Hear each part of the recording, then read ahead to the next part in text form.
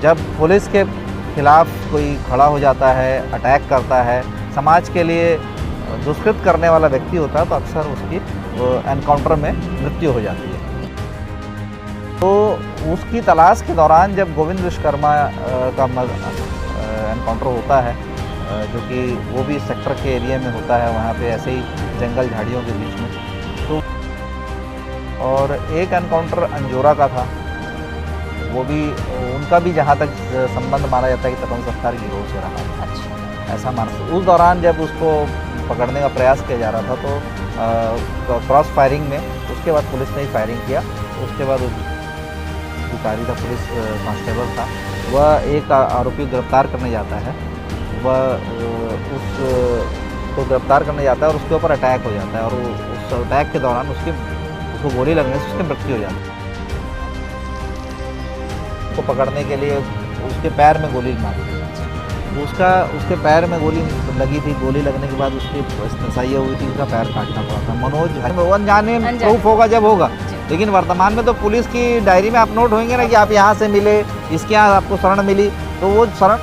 नमस्कार, आप देख रहे हैं VLC न्यूज़। इस वक्त मेरे साथ वरिष्ठ पत्रकार कमल शर्मा जी मौजूद है दुर्ग में। और जो एनकाउंटर जिस तरह से भी हुआ है, जैसे कि पूरे शहर ने देखा है, शहर के नागरिकों ने उस एनकाउंटर को सराहा भी है, क्योंकि बढ़ती क्राइम पर जो है अंकुश लगाने का एक प्रयास जो हुआ है, काफ़ी जनता खुश है। और लेकिन लोगों को यही पता है कि ये पहली एनकाउंटर है, जबकि ऐसा नहीं है। तो हम चर्चा करते हैं। हमारे साथ जो कमल शर्मा जी हैं, काफ़ी वरिष्ठ पत्रकार हैं। हम उन मुद्दों पर बात करेंगे, सुने तो हैं लेकिन जानते नहीं हैं। ऐसे कितने एनकाउंटर जो दुर्ग शहर में हुआ है, और हम सिलसिलेवार बात करेंगे कि छत्तीसगढ़ में कितनी एनकाउंटर हुआ, कहाँ पर हुआ, और इस एनकाउंटर की आवश्यकता क्यों पड़ी। क्या कारण है कि पुलिस भी मजबूर होकर या फिर क्राइम फाइट में जो है उनको बदले में जो है एनकाउंटर करना पड़े। इस सारे तमाम विषयों पर, और ऐसा कौन सा क्राइम है दुर्ग शहर में, दुर्ग जिला में या छत्तीसगढ़ में, जिसको याद करके उस क्राइम का समय भले ही निकल गया होगा, पर उस क्राइम को याद करके आज भी लोगों की रूहें कांप जाती है। तो कमल शर्मा जी, आपका VLC में बहुत बहुत स्वागत है, अभिनंदन है जी। नमस्कार जी। कमल शर्मा जी, अभी आप जैसे जान रहे हैं, काफ़ी वरिष्ठ पत्रकार हैं, आपके नज़रों के सामने बहुत सारे चीज़ें हुई है, कोई बहुत बड़े हादसे हुए हैं, क्राइम हुआ है आपके। अभी वर्तमान में अभी कुछ दिन पहले एनकाउंटर हुआ था, तो हम उन सारे एनकाउंटर के बारे में आपसे जानना चाहते हैं, क्योंकि आपने कलमबद्ध किए हैं उन सारे एनकाउंटर को लेकर। और कमल शर्मा जी जो है लगातार क्राइम पर काम किए हैं, और जो छत्तीसगढ़ में खासकर दुर्ग जिले में जो क्राइम हुए हैं, जो वहाँ पर इनकाउंटर हुआ है, वो सारे एनकाउंटर कमल शर्मा जी के उनको जो है कलमबद्ध भी किए थे, उनके बारे में हम बात करेंगे। तो कमल शर्मा जी, हम आपसे जानना चाह रहे हैं कि जो एनकाउंटर हुआ है दुर्ग जिला में, अभी काफ़ी जनता लोगों का तर्क वितर्क निकल के आ रहा है कि एनकाउंटर जो है बहुत अच्छा हुआ, सही समय में हुआ। ऐसे एनकाउंटर होने से जो है क्रिमिनल लोगों के जो दिमाग में है, उनकी मेंटलिटी में काफ़ी कुछ फ़र्क पड़ेगा। आप क्या मानते हैं? देखिए, सबसे पहले तो ये सूचनाएं हमको तो एनकाउंटर होने के बाद ही पता लगती है, और चूँकि उसके हम लोग प्रत्यक्षदर्शी इस तरह से होते हैं कि घटना के बाद हम उस बात को जानने पहुँचते हैं जी। एक बात तो ये सच है कि क्राइम जब बढ़ता है तो बहुत सारी चीज़ें, बहुत दबाव रहता है, जनता खुद भी चाहने लगती है कि ऐसे लोग को नहीं रहना चाहिए संसार में।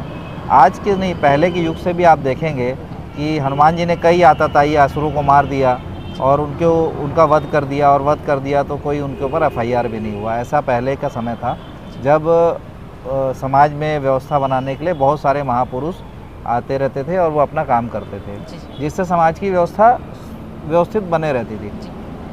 दरअसल मेरी जहाँ तक समझ है कि वर्तमान समय में, आधुनिक समय में, और जब से हमारा भारत देश आज़ाद हुआ, संवैधानिक व्यवस्थाओं के तहत एनकाउंटर नाम का सब्जेक्ट हमारे यहाँ पर ऐसा कोई सब्जेक्ट है नहीं जी।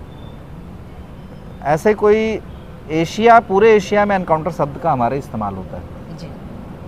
एनकाउंटर का मतलब ये होता है कि पुलिस की अभिरक्षा से कोई व्यक्ति भागने का प्रयास करता है, छूटने का प्रयास करता है, और छूटने के बाद कभी कभी वो हमलावर भी हो जाता है, या उसको पकड़ने की कोशिश में वो अटैक कर देता है।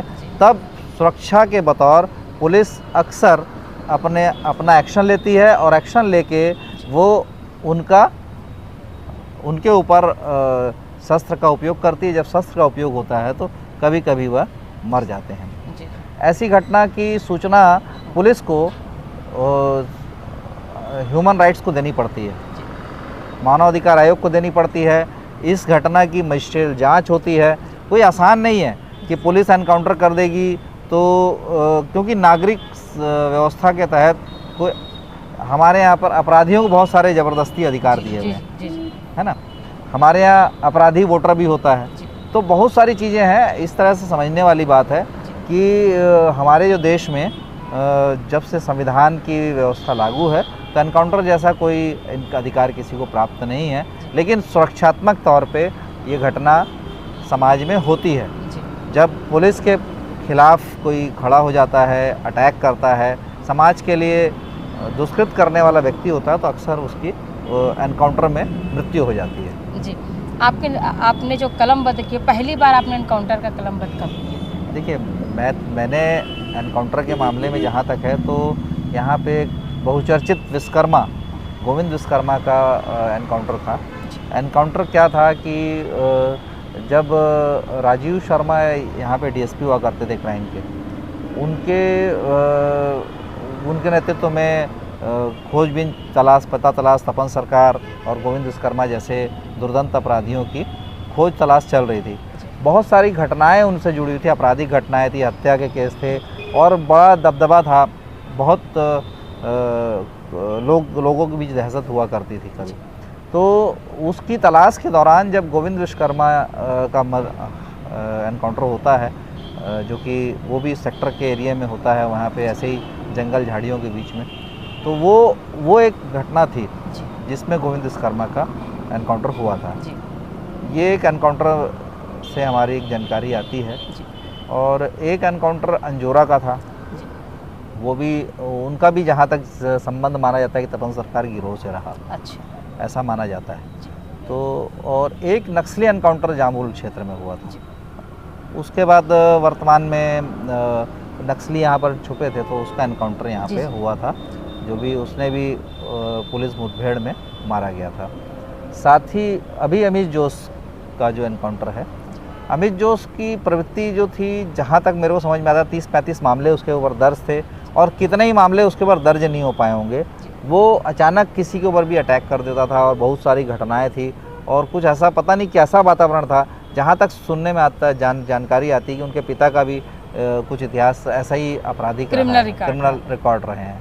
तो मेरे को लगता है कि अमित जोश घटना करने के बाद फरार था गोली चालन के बाद, और गोली चालन के बाद फरार था तो उसकी पता तलाश पुलिस कर रही थी। जब उसे पुलिस को जहाँ तक समाचारों के माध्यम से हम लोगों ने भी देखा कि उस दौरान जब उसको पकड़ने का प्रयास किया जा रहा था तो क्रॉस फायरिंग में उसके बाद पुलिस ने ही फायरिंग किया। उसके बाद उस जख्मी हुआ, घायल होने के बाद वो उसको चूँकि इलाज कराने के नाम पे पुलिस तुरंत उनको इलाज कराना होता है ऐसी घटना के बाद, तो उस दौरान उसकी मृत्यु पाई गई। जब फायरिंग होती है दोनों तरफ से, जब अटैक होता है, तो जैसे एक क्रिमिनल की मौत हो गई, तो पुलिस की पहली जवाबदारी क्या होती है? देखिए, पुलिस की जवाबदारी होती है कि सबसे पहले उसे वो इलाज मुहैया करवाए कि जिंदा है कि हाँ, और उसका मजिस्ट्रेट के जरिए उसका बयान करवाए। ये दो जिम्मेदारी सबसे प्राथमिक जिम्मेदारी होती है अपने, जहाँ तक फिर फॉरेंसिक वगैरह तो सभी केसेस में फॉरेंसिक जांच होती है। वो तो फॉरेंसिक जांच तो कॉमन है ही कि घटना घटी तो फॉरेंसिक जांच होगी। लेकिन दो प्रमुख चीज़ें जो होती है कि जिस घायल व्यक्ति की इलाज कराना है और उसे मजिस्ट्रेट की जांच कराना है। अगर कोई और बात रहती है जैसे एनकाउंटर की, मानवाधिकार आयोग को सूचना देना भी उनकी जिम्मेदारी होती है। जी। तो अभी जिस तरह से अभी छत्तीसगढ़, ये तो हमने दुर्ग जिला का अपने एनकाउंटर के बारे में बात की है। छत्तीसगढ़ में अगर देखा जाए तो छत्तीसगढ़ में कितने एनकाउंटर हुए हैं आपकी नज़र में? देखिए, मेरी नज़र में लगभग जो मेरी नॉलेज में पड़ता है 4 तो नक्सली माने तो नक्सली सहित एक 4 तो अपन दुर्ग जिले का मानते हैं। साथ ही कोरबा जिले का एक मामला था जिसमें कि एक वहाँ का जो पुलिस अधिकारी था, पुलिस कांस्टेबल था, वह एक आरोपी को गिरफ्तार करने जाता है। वह उस को गिरफ्तार करने जाता है और उसके ऊपर अटैक हो जाता है, और उस अटैक के दौरान उसको गोली लगने से उसकी मृत्यु हो जाती है। उसके बाद जब उसकी पकड़ धकड़ की बात आती है तो वहाँ की जो पुलिस व्यवस्था है उसकी खोजबीन पता तलाश शुरू करती है। वो फिर से अटैक करता है और अंततः वह अटैक में मारा जाता है। तो वो अपराधी कोरबा की घटना है। वो अपराधी किस तरह से था? वो अपराधी भी, उसका भी रिकॉर्ड, काफ़ी रिकॉर्ड थे, काफ़ी आपराधिक रिकॉर्ड थे, और वहाँ के जनमानस परेशान तो था उससे। जो उस एनकाउंटर से भी लोगों को भी काफ़ी राहत मिली होगी। जी हाँ, अब देखिए राहत की बात हम क्या कहें कि किसको क्या राहत मिलता है। आम जनता जो होती है सीधे साधे होते हैं, उनको अपनी फैमिली और अपने काम से ही फुर्सत नहीं रहता है, लेकिन सामाजिक तत्व के जैसे लोग हैं उनका काम ही वही रहता है कि लोगों को परेशान करें, और आम व्यक्ति जो होते हैं वो सीधे साधे होते हैं, तो कहीं ना कहीं माइंड से उन लोग रिलीफ। देखिए जनता कहीं ना कहीं सोचती तो है कि अपराध नहीं होना चाहिए, अपराध नहीं होने के सबसे पहले वो उनको टॉलरेट भी करती है। अपराधियों को ऐसा कि डर भय से ही रहती है, निश्चित रूप से अपराधियों से खौफ खाती है, निश्चित रूप से उनको नमस्ते भी करती है, सामने आ जाए तो बिल्कुल दहशत में, और नमस्ते भी करती है, नमस्ते करती है, तो वो दहशत के कारण नमस्ते करती है, लेकिन कहीं भी सम्मान नहीं करती। अपराधियों का मोटा मोटी समाज कभी सम्मान नहीं करता और उसको कभी प्रेशर नहीं देता, आज नहीं पहले से ही नहीं देता है। जो हमारी संस्कृति है उसमें कभी से, भारत की संस्कृति में कभी उसको प्रेशर नहीं दिया गया। प्रेशर दिया जाए ऐसी कोई बात हमने नहीं देखी, है ना। तो कमल जी, आपके भिलाई में आपको याद होगा कुछ साल पहले जो है नरकंकाल लगातार मिलता चला जा रहा था। सारे नरकंकाल जो है बच्चों के हैं। वो जो क्राइम हुआ था, वो जो वारदात है, आज भी भिलाई शहर या दुर्ग जिला क्या छत्तीसगढ़ नहीं भूल पाया, तो उसका मुख्य वजह क्या था? दरअसल एक व्यक्ति जो तांत्रिक का कार्य करता था, और ये रुआ बांधा के क्षेत्र का मामला था, झोपड़पट्टी के बीच में, वो वहाँ जिस तरह के नरकंकाल प्राप्त होने लगे, जब उसकी पुलिस ने जांच की तो पता चला कि वो व्यक्ति बलि दिया करता है। बलि देने के टाइम में वह काफ़ी तीव्र आवाज़ का साउंड कर दिया करता था, म्यूजिक सिस्टम से बहुत तेज़ आवाज़ बचाता था, और ताकि उनकी आवाज़ें बाहर न जा सके, और जहाँ तक कि छोटे बच्चों को बड़े बहुत ही विभत्स तरीके से उसका बलि देता था। उसमें वो एक्साब्लेट का उपयोग करता था। तो बड़ी विचित्र उसकी मनोदशा थी कि वो इस तरह कृत्य करता था। तो इस तरह कृत्य को सामाजिक कभी भी आधार नहीं मिलता है, लेकिन बहुत सारे लोग ऐसे हैं जो जहाँ तक अपन समझते हैं हमारे समाज में, जो तांत्रिक क्रियाओं का उपयोग करके बलि जैसी प्रथा को सहमति दे देते हैं। ऐसी बहुत सारी घटनाएं छत्तीसगढ़ में हैं, है ना। बेमेतरा में एक माँ का ही सर काट के खून पीने वाली घटना मेरी नज़र में थी। ऐसी बहुत सारी घटनाएं समाज में हैं।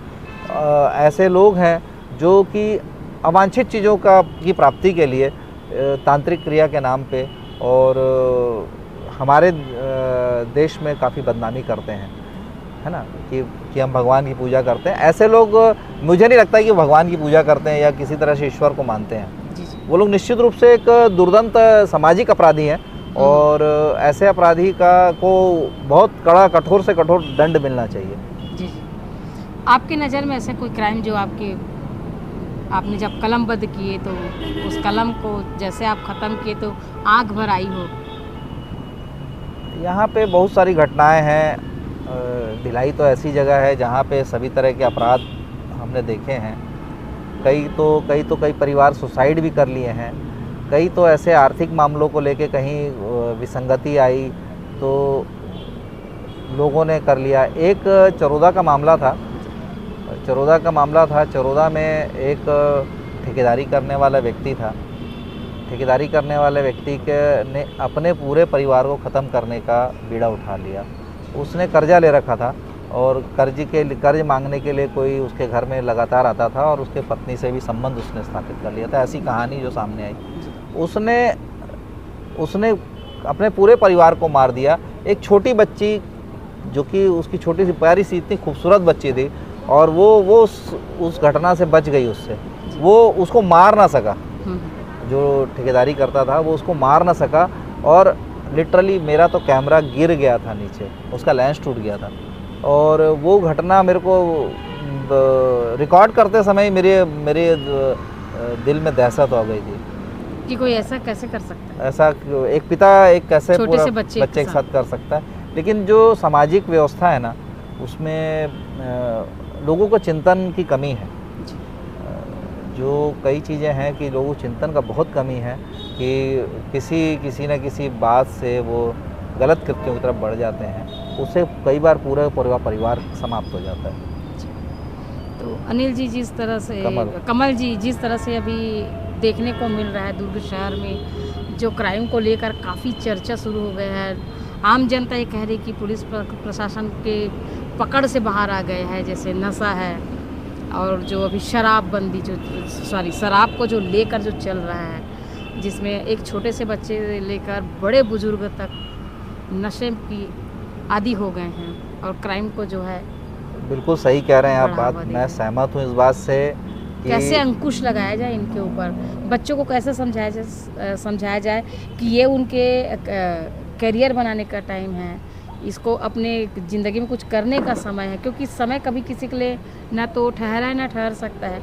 लेकिन बच्चे जब नशे में चले जाते हैं तो उनका पूरा फ्यूचर ख़त्म हो जाता है, और वो जब समझ पाते हैं इस चीज़ को तब तक उम्र निकल जाती है, और फिर जब उम्र निकल आती है तो कई बीमारी से जकड़ जाते हैं। तो इससे कैसे बचे बच्चे? देखिए क्या होता है कि नशे का जो कारोबार है, हम लोग एक जो हमारा भिलाई या दुर्ग शहर है, ये ट्विन सिटी है, और ये जिस ढंग से विकसित है, ये शहरों की संस्कृति जैसा विकसित है, बड़े शहरों की संस्कृति जैसा।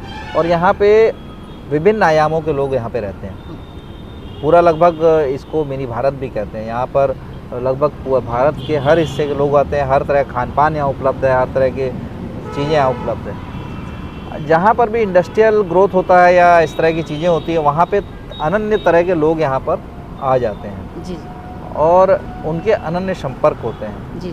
दूसरा क्या होता है कि जब शहरी व्यवस्था में व्यक्ति जीता है तो हर काम पैसे से होता है, और पैसे की महत्ता बहुत बढ़ चुकी होती है।